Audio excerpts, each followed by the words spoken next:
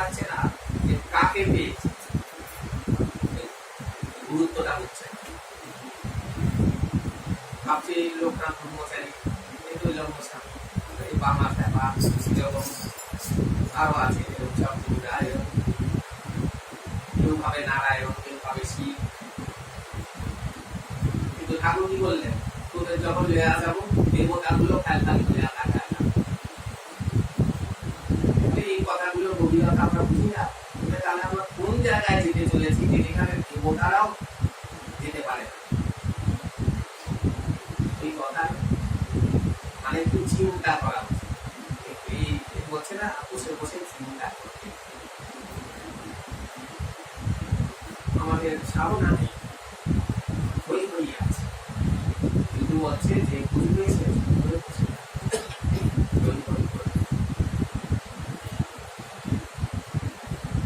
মনটা বলছে তোদের মানে ঠাকুর বলছে যে তাকাইয়া আর দ্বিতীয়বার তাকাতে ইচ্ছা করে না। আমাদের মনের ছবি দেখে এত ভেদা,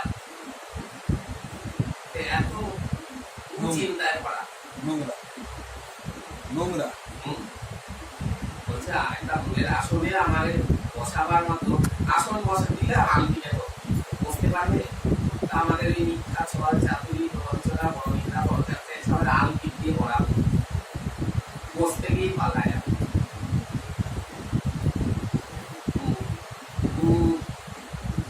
সাংঘাতিক কত সাংঘাতিক কোনো ধারণাই নেই। ঠাকুরকে আমরা যত বড় ভাবি, ঠাকুর তাদের অনন্ত গুণে বড়, ঠাকুরের বড় কত সেটা কল্পনা করার ক্ষমতা।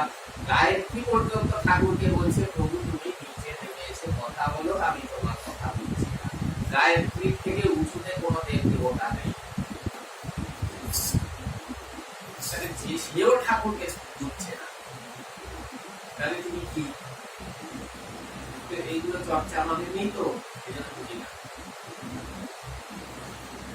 গভীর ভাবে ভাবতে বসলে না আর কোনো কিছু বলতে হবে না।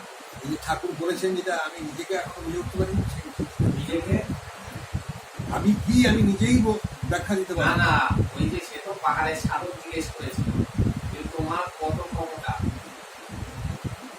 একটা প্রশ্নের উত্তর আমার জানা নাই, যতই জানি ততই আছে। তোমাদের সব বরাদ্দ আছে, ব্যাংক অ্যাকাউন্ট খুললে শেষ, আমার কোনো ব্ল্যাঙ্ক চেক, যতই জানবো ততই আছে। তো এই তাকে পেয়ে তার কোনো দিকে তাকায় কেউ?